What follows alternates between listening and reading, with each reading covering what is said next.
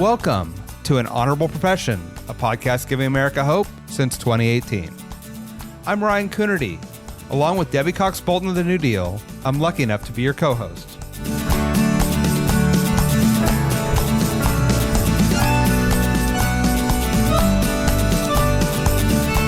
An Honorable Profession is a New Deal Leaders podcast. The New Deal is an organization that supports the next generation of American leaders.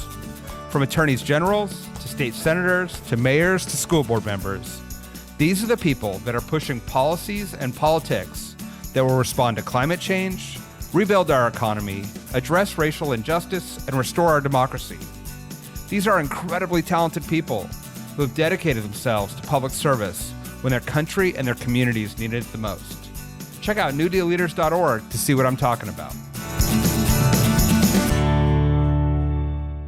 Hey everyone, welcome to the show. I want to remind you that as we approach our 5-year anniversary and 200 episodes, we now have a YouTube channel, so you can both hear and watch us there. Please make sure you go there and subscribe, or wherever podcasts are found. Also, can you tell a friend about An Honorable Profession? We are profiling some of the best emerging American leaders, and we want to make sure that we spread the word so we continue to highlight these folks and make sure that you know and have hope in American democracy. Today, I'm talking to Virginia Delegate Irene Shin. We're going to get a perspective on the split politics of Virginia, the challenges of serving in a part-time legislature, and her advocacy for a more inclusive democracy in her second full-time job as executive director of the Virginia Civic Engagement Table, a nonprofit that organizes communities to increase civic education and engagement across the Commonwealth. Previously, Irene worked for Supervisor John Faust, now Vice-President Kamala Harris, and spent many years doing political organizing with nonprofits to recruit and support Black, Indigenous, people of color, and women to run for office. As a delegate, Irene has sought protections from utility disconnections for vulnerable residents, greater support for Virginians with intellectual disabilities, and ending the inhumane animal testing and breeding practices in her state. Irene, welcome to An Honorable Profession. Thank you so much, Ryan. I really appreciate it. I'm so glad to be here with you.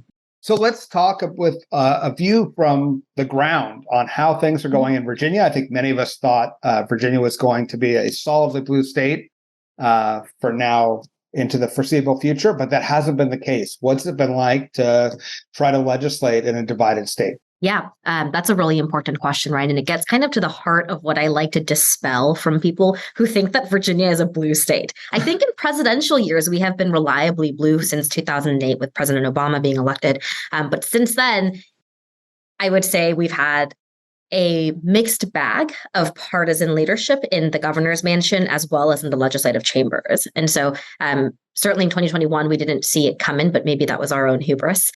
In that we elected a Democrat or Republican governor and lost the majority in the House of Delegates. And so we have the Senate, which is still controlled by the Democratic Party, and then the House that I serve in that is controlled by the Republican Party. And it has been a really wild ride, especially because it's my first term.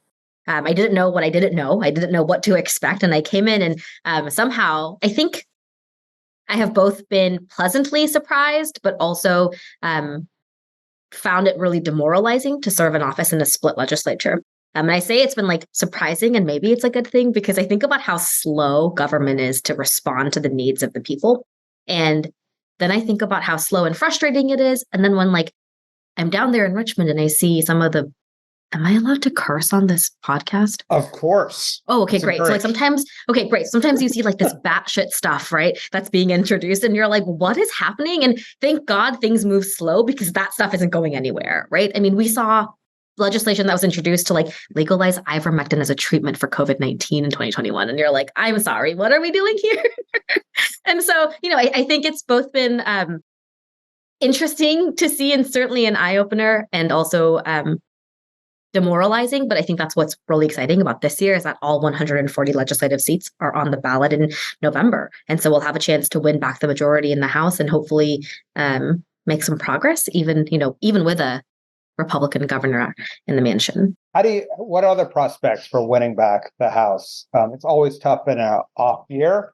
What's that look like? Yeah. Well, I think I can't talk about the prospects of this November's elections without talking about the redistricting process that we just went through. 2021, redistricting. Everybody went through it. But in Virginia, it's particularly wild because usually we're the first state that gets back census data after the census is completed in order for us to be ready for our odd year elections. So in 2021, we should have ran on new districts, but we did not because of the delay in the census data from the pandemic and all that jazz. And so we not only did we have a pandemic that delayed the delivery of census data to us, we also had for the very first time a redistricting commission that was established. And in most cases, you're like, great, a redistricting commission is the gold standard. That's what we want. Except in Virginia, we did not establish an independent redistricting commission. We actually established a bipartisan redistricting commission where 8 of the 16 members were legislators chosen by the leadership of the parties, and 8 of the citizen commissioners were also chosen by the leaders of the parties in each of the chambers. And so you're talking about a super partisan group of people who are like, we're going to draw these maps. To no one's surprise, the commission failed to do their job. They literally imploded. They couldn't come to reach consensus on anything. And so based on the language in the constitutional amendment that we created, it gets kicked to the Supreme Court of Virginia. SCOVA appoints 2 special masters to draw these maps. And if we were looking at competitiveness as a successful metric of drawing new maps, then like this was a successful effort by the Supreme Court appointed special masters because the districts are competitive, right? If you're looking at it as a 2-party system. So with that information, I would say all of the battleground districts that are up for grabs this year are true battleground districts. And I feel really good about the chances of the Democrats taking back the majority in the House of Delegates, partially because I think we're on the morally right side of the issues this year, right? I mean, I think that every year, but especially this year, right? When you have like this activist Supreme Court who's rolled back decades of women's rights, when you have an activist Supreme Court who's decided admissions into colleges for some of us, but not all of us, right? And you've seen just the I think awakening of the American voter and thinking about what it really means to live right now in an American democracy and to preserve our democracy and the faith in the public institutions that we've spent so many decades and centuries building. How did you find yourself in this position to be thinking about special masters and redistricts and all these things and serving in the House of Delegates? What was your path to public office? Yeah, my path in my career was not always to public office, but it was, I think, always to public policy. When I was in high school, my parents are Buddhists, where my parents are Korean immigrants, and by all accounts, they shouldn't have, but they did send me to a private Christian school for high school. And so I grew up in this private Christian school where every spring break we would go down to Mexico. Like we would literally load up a school bus full of kids because I grew up in LA. And we would load up the school bus full of kids, go to a rural community and work with the local church. Churches in Mexico, not that dissimilar from churches in America, are often the sort of hub of community. It's where people go to get their only hot meal of the day. It's where they go to take a hot shower because they don't have a shower at home. It's where they go to use a toilet because they don't have running water in their house. And so I do that for all of my high school career. And I'm like, this is the best thing ever. Like we're doing things that are immediately gratifying, like tangible outcomes to help people's lives.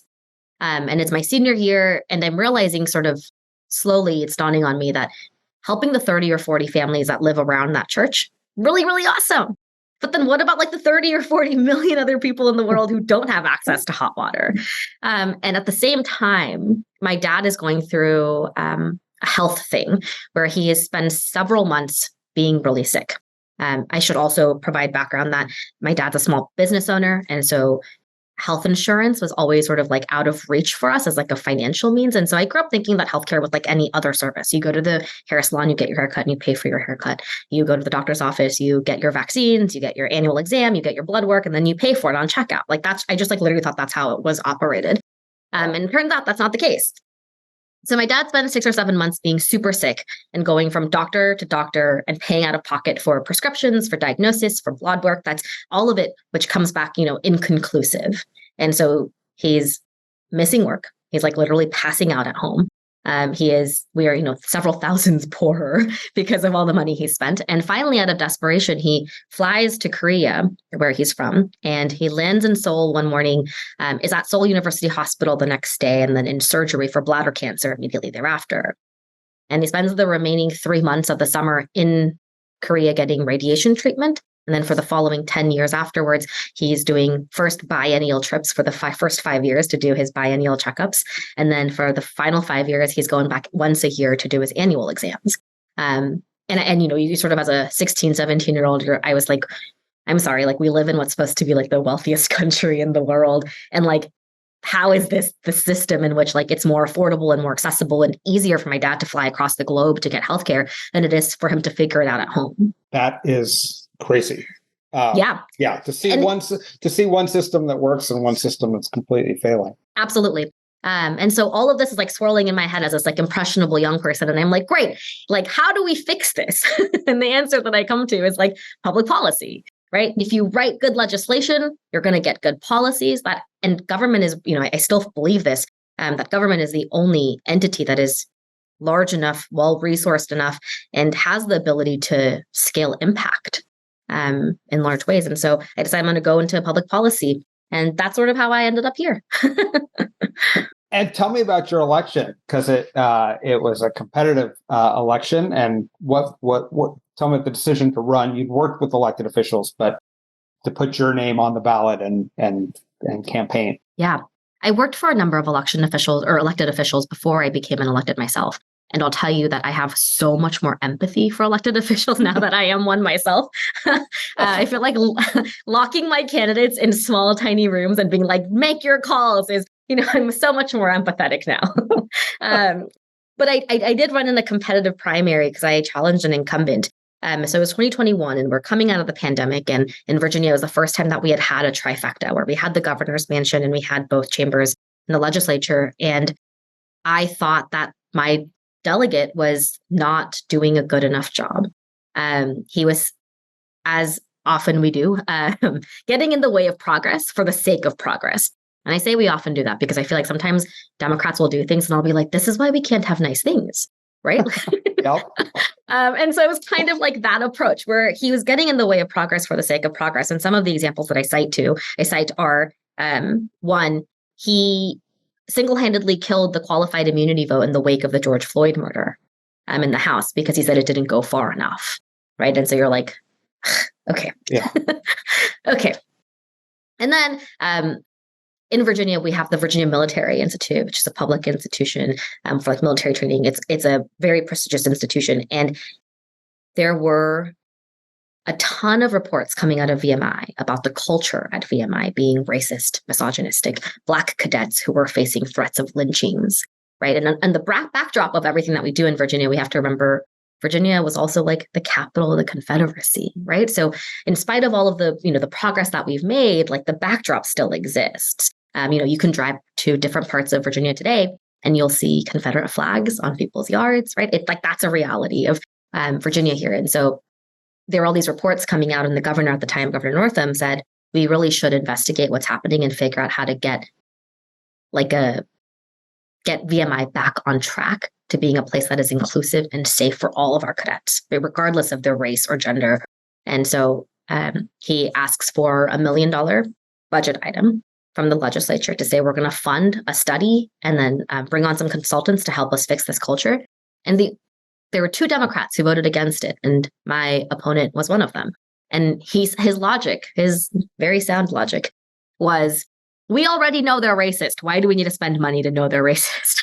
And I was like, you're not wrong. Like, that's not how we do this, right? So anyways, I think that he was the kind of person who was getting in the way of progress for the sake of progress. And he also had such an abrasive personality type that he wasn't able to get along with colleagues in the House and nor in the Senate. So I was really lucky that when I decided to throw my hat into the ring, I had the support of our state senators. And I think that spoke a lot to the constituents and to the voters who said, like, if my senators are saying they don't want this guy in office because they can't work with him, there must be something here to that. And so, that was how I decided to, I was like, we don't have time to waste, right? Like, there is no time to waste right now. So, wow. And so now you've been through a session, and one of the things that I found interesting is you've been vocal about how part-time legislatures are a real challenge to have a diverse representation.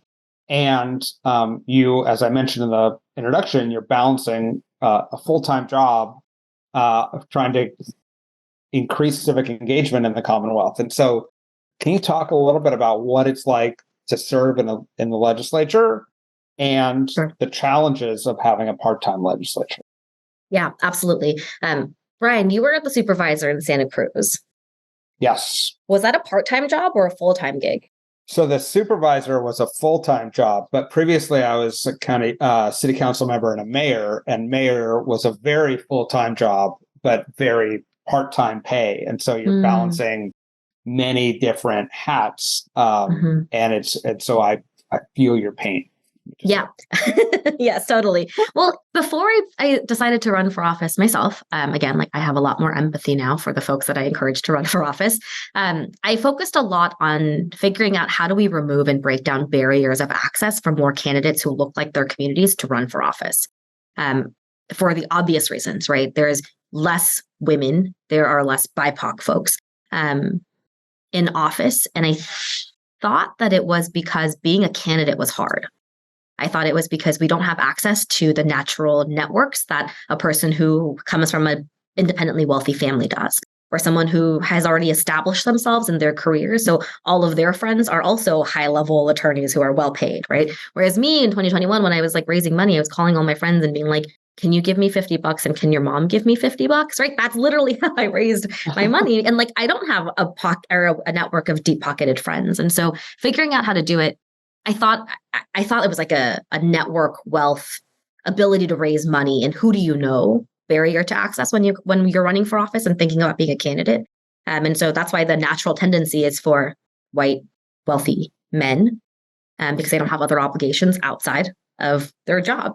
Turns out that I was really wrong about that and that it was short-sighted to just think about what does it take to help more people run for office. Because the second part of that I think about now is what does it take to help more people run for office and succeed when they're in office? So as you said, in Virginia, we have a part-time legislature. We meet from January to about end of February, early March, depending on the year. In even years, we're meeting for 60 days. In odd years, we're meeting for 45 days. And our salary is a whopping $17,500.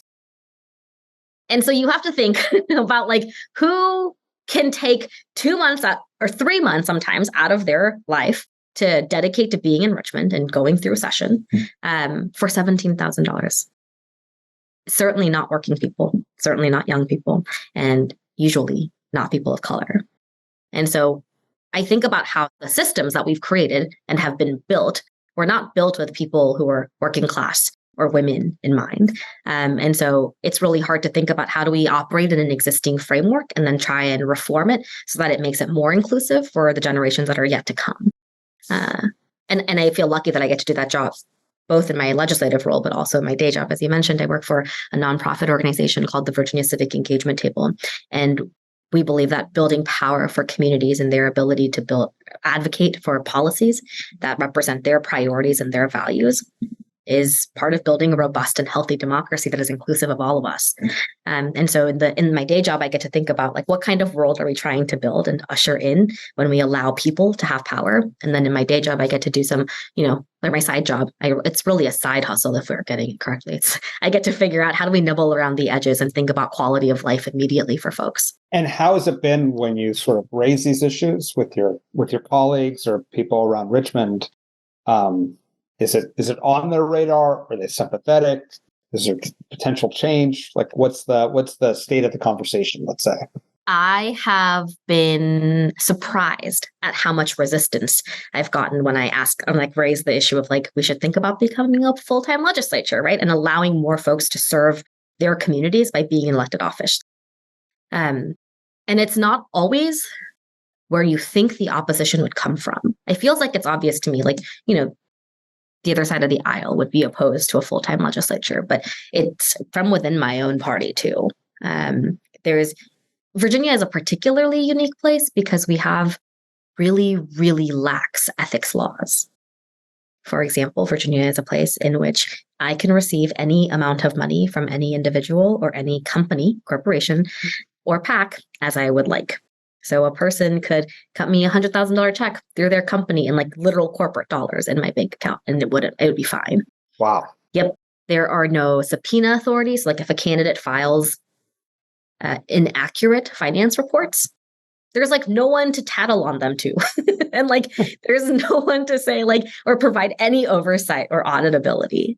So the ethics laws are really lax in Virginia. And so that means that there are lots of folks who run their own legal offices, generate clients as lawyers who they also then carry bills for in the next session, right? And it's a weird place where I think it behooves the establishment to continue to allow the status quo to persevere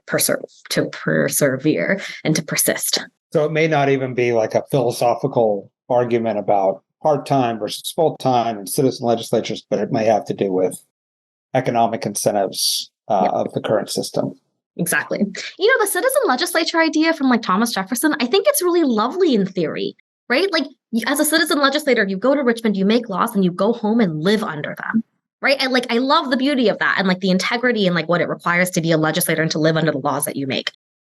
But the reality is when the House of Burgess was established in 1619, it's a very different makeup of the Commonwealth, of the kind of complexity and policies we're actually creating right now. I mean, we're talking about infrastructure to regulate AI, right? And to expand broadband to every corner of the Commonwealth. We're in 1619, that was not at all what they were thinking about. And so I just think about how we continue, especially as in Virginia and the House of Delegates, we continue to hold to like this idea of what we used to be in the Virginia way. But I don't think we're asking the question, like, who does it serve? Yeah. And what outcomes do you get from a policy perspective?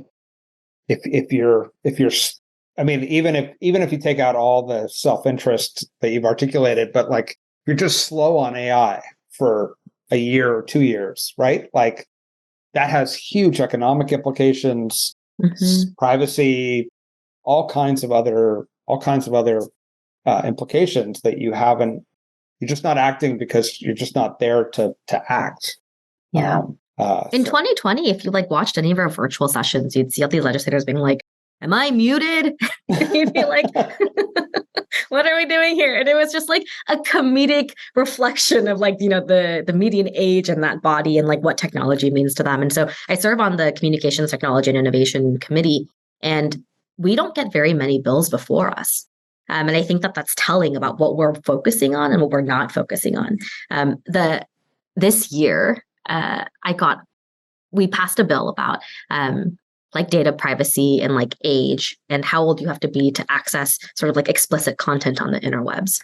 And the day that Pornhub blocked Virginia users, I got so many texts of people being like, "What did you do?" And I was like, "You are telling me way more about your personal life than I really want to know right now.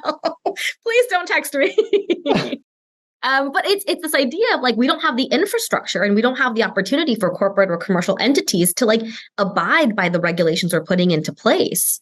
Right. And so then you have actors like Pornhub who are like, we're just not going to operate because like there's no opportunity for us to even comply.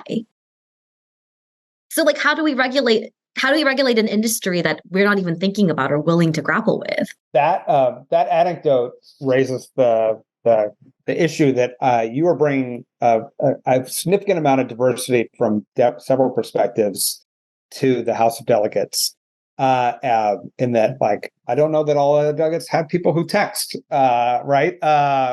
Much less access the internet and understand the intersection of state laws and privacy and everything else.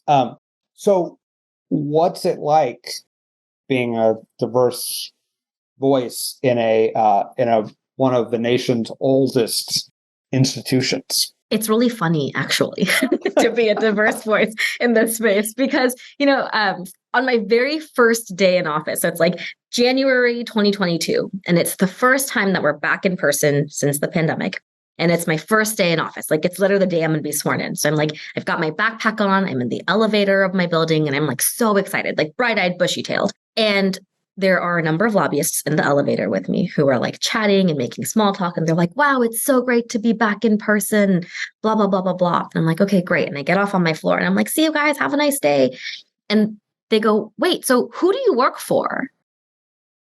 And I was like, oh, right. And I didn't have a good answer. And I was like, I work for the people of the 86th district. And like the elevator door closes with like them being like, what does that mean? Right. And I was like, oh, that's such an interesting question, because I think it gets to sort of like the undercurrent of like, what kind of faces are they so used to seeing in this place that a person who looks like me, who, I'm 5 feet tall, I'm AAPI, I'm a woman, all these things. They're like, oh, like that person surely isn't the elected official themselves. And so I kept track of the number of times that I was asked, who do you work for? Or some iteration thereof throughout my first session. And I was asked 17 times by the end of it. One of the most, that was, obviously day one, like really memorable to me. But the second most memorable incident was when I went up for my very first subcommittee bill hearing. So it's my very first bill hearing, and I'm going to subcommittee. I'm like, this is really exciting. You mentioned, my passion for like animal rights. And at the time, there was a facility in Virginia that was violating all sorts of laws and breeding beagles for scientific experimentation. During the pandemic, none of the labs were open. No one was doing any experimentation, but the facility still kept breeding beagles. And by the end of it in 2021, they had something like 4,000 beagles in custody. And they had 4 staff members and 1 vet, right? And like, so you're going into these places and the kennels are just like full of dead beagle puppies. And you're like, what are we doing here, folks? Right. And so it's my very first bill. And I'm like, great, we're going to save the beagles. And I've got these pictures in hand of beagles in crates and like their inhumane treatment. And I go up to the House committee clerk and I say, hi, like this is about my bill. Would you mind, or this is about bill number XYZ. And I said, do you mind handing these pictures over to the members when they come in for their meeting? Because I can't hand stuff to them. It has to all go through the clerk because there's procedure. And she looks at me and she puts her hand on my arm and she goes, oh, sweetie, when your member gets here, have them give me this stuff and I can pass it out to the members then. And I was like, oh, but I am the member, right? I'm like, what? And so she was like, oh, I'm so sorry, right? So she's obviously mortified. But also for me, I'm like, it again, like just reminds me that they're so used to not seeing people who look like me that it feels like sometimes even just existing in these spaces and just holding office and, being visible in and of itself is like an act of resistance, right? It's like we get to push the envelope just by being here. And while when like Crazy Rich Asians came out, when Black Panther came out, we talked about how cool is it to see our stories and these narratives that are not about white dominant narratives, but about other people who can take up these spaces and hold these roles and be the superheroes.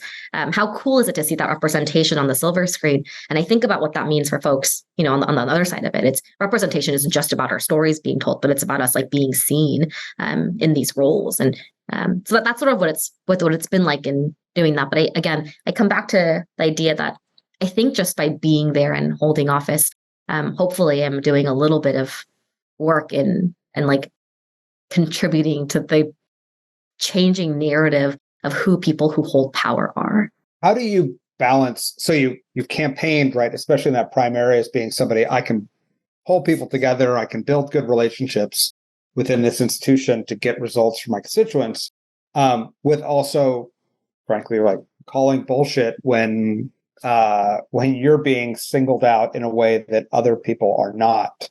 So it's sort of there's a challenging dynamic there. How do you finesse that? Or maybe you don't finesse it. Maybe you just do what you do. Yeah. The right answer is like, I don't know yet. One of the first, like the most existential crises I had down in Richmond was it was like week 4, maybe of my first session. And I mentioned the Virginia way, right? And it's this like old culture in the institution of like being able to like be statesmanly and like civil and genteel. And the slogan that we use is you can disagree without being disagreeable. And that's like sort of the Virginia way, right? And you're like, okay. And again, like theoretically, it's great, right? An idea, it's lovely, right? And like a throwback to like what legislators are there for, right? We're not there for partisanship and we're not there for party politics. We're there to serve the people of our communities. But I get down there and I'm coming face to face with members and my colleagues on the other side of the aisle, folks who spent their entire campaigns saying that Trump actually won the 2020 elections and that Biden is not a legitimate president. And I'm like, I don't know how to deal with you. Right? Like, how do I, like, what am I supposed to say to you? Like, am I supposed to pass you in the hallway and say, like, hi, how was your weekend? How are your kids? Right? When you like we disagree on such a fundamental level that we can't even agree on a set of truths. Right. And it's like that was like really hard for me, especially when we had a bill about teaching, I think they called it like divisive content in schools. Right. So there are people on the other side of the aisle. They introduce this piece of legislation, and members on my side of the aisle, we get up and we make amendments to this bill. And we're like, well, what would you consider divisive? Is like talking about enslavement in divisive? And the answer is like, yeah, it is. I'm like, okay, well, what about internment camps and the impact of internment and the theft of property and wealth for generations from Japanese Americans? Like, what about the internment camps? Is that divisive? And they say, yeah, it is. And we're like, well, what about the Holocaust? Surely, right? Like, that's not divisive. And they say, yeah, it is. Right. So civil rights, internment camps, Holocaust, enslaved people, like the history of America, right? How it's built on like the original sin. All of it is divisive. Yeah. All history. And all history. Yep. And the guy gets up, the patron gets up and he goes, I'm not saying that this isn't important to learn. I'm just saying that if we're going to teach about this stuff, we really need to be teaching both sides of history. And I'm sitting there and like my mind is blown, right? I'm like, what is the other side of the Holocaust that you think is so important to teach? And so like coming face to face with a Twitter troll is really hard. Like, what is this? And so I really that was like a real existential crisis moment for me, where I was like, how am I supposed to like preserve the Virginia way and pretend to be cordial and civil with my colleagues who, again, we don't share a set of values or like operate from the same set of facts? I don't know what to do with that. Yeah, I'm not sure. I wish I knew. That is an incredible dilemma that I'm hearing too many elected officials across the country have to try to figure out. Like, how do you work in a democracy with people who are fundamentally not supporting democracy, right? As a principle and a concept. I'm going to take a quick break here to just let our listeners know that if you want to find another podcast you might enjoy, I encourage you to check out EdChat. It's a dynamic podcast by the Education Reform Now advocacy organization. Join educators, policy experts, and advocates as they examine the intersection of education and politics. Conversations cover how to lead for students in an impactful ways, given record drops in test scores, how to navigate politically treacherous environments, how to ensure equity in education, gain insights into the policies that impact our students while discovering effective strategies to drive meaningful change. EdChats, the podcast for educational policy trends impacting today's political landscape, is available anywhere podcasts are found. I now want to get back we've been talking about a little bit about the divide maybe between Republicans and Democrats, but a little bit of a divide within our party where a dichotomy has been created that we either pro-growth and pro-economy or you're pro-labor. And you've been trying to say those two can grow hand in hand. Can you talk about some of those efforts to drive an economy that rewards working folks as well as the economy as a whole? Yeah, absolutely. I think I fundamentally reject the notion that it has to be either or, right? And I think that that's wrong. Like we should like reject the premise of that. I think that when you're talking about investing in working families and working people, you inevitably get a growing and robust economy in turn.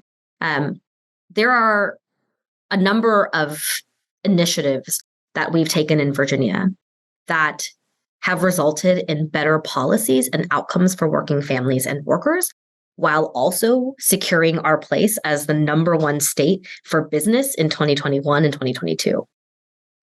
It's actually been under the Republican leadership that we've seen Virginia fall to like number 2 and number 3 as the best state in the country to do business. So I think we have to be thinking about both of those things as possible outcomes. And I think that they do go hand in hand. When we think about labor, some of the things that I think fundamentally also need to be addressed in like working rights and and rights for workers, which include safe workplaces, livable wages, they're preserving their ability to unionize and organize if they should so choose. I think we fundamentally believe in that. And that doesn't always have to mean like it's bad for our economy or for growth, right? I imagine, especially as a supervisor, right, in both and in your capacity as a mayor, but especially as a supervisor, I imagine you saw a lot of that too. Absolutely. Yeah. I mean, I think one of the key components, right, is that if you want people to buy into pro-growth strategies, they have to see it at their dinner table. Like, you know what I mean? Like, they have to see the benefits almost immediately. Otherwise, it's seen as something you're doing for somebody else that maybe putting them at risk, or maybe not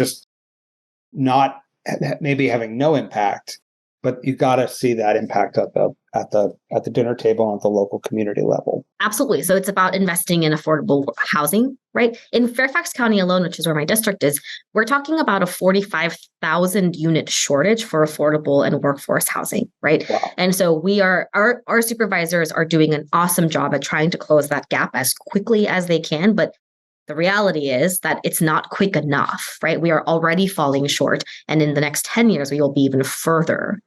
In 2020 and 2021, we went from being the 50th worst state in the country to work in to becoming like smack dab middle of the pack in 25th, right? And part of that came from raising our minimum wage. We used to follow the federal minimum wage at $7.25. And in Fairfax County, like the livable hourly wage, I think, is $26, right? So $7.25 is not cutting it. But also, like you saw after the pandemic, ain't nobody going to go out and work for $7.25 anyways, right? Like we're talking about McDonald's hiring like high school kids for $18 an hour. So there's that. We raise the minimum wage. And so in 2026, we'll reenact it and it'll be $15 in 2026, which I think is actually too late, quite frankly. But we passed a minimum wage law. We also gave collective bargaining rights to public employees, state sector and in localities. Virginia is a Dillon rule state, so anything that a locality wants to do still has to go through Richmond, which is a topic for another day potentially. But we also made sure that PLAs were in place, right? So there are project labor agreements. So if you have a public body who's spending more than $30 million on a public project, they have to look for contractors and subcontractors who have fair and safe conditions for their workers. And so anyways, all that to say is that's what helped us go from 50th to 25th. And there's still a lot more to do.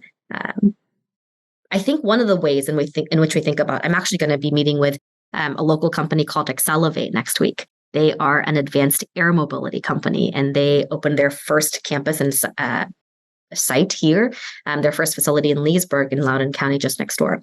But they said that when they looked at expanding their facility, they chose North Carolina as their second site of expansion rather than Virginia. And so next week, I'm really excited to get to dig deep and ask, like, what prompted that?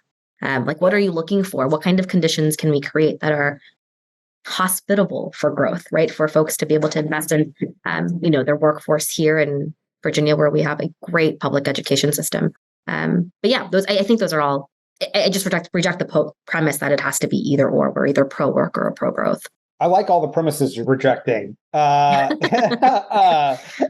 your service and truthfulness during this podcast about the opportunities and the challenges. I want to thank you. We love having you in the New Deal, and we hope to see you soon at our conferences and hear more about your efforts in Virginia to bring a different perspective and new energy to the state's politics. I think it's incredibly exciting.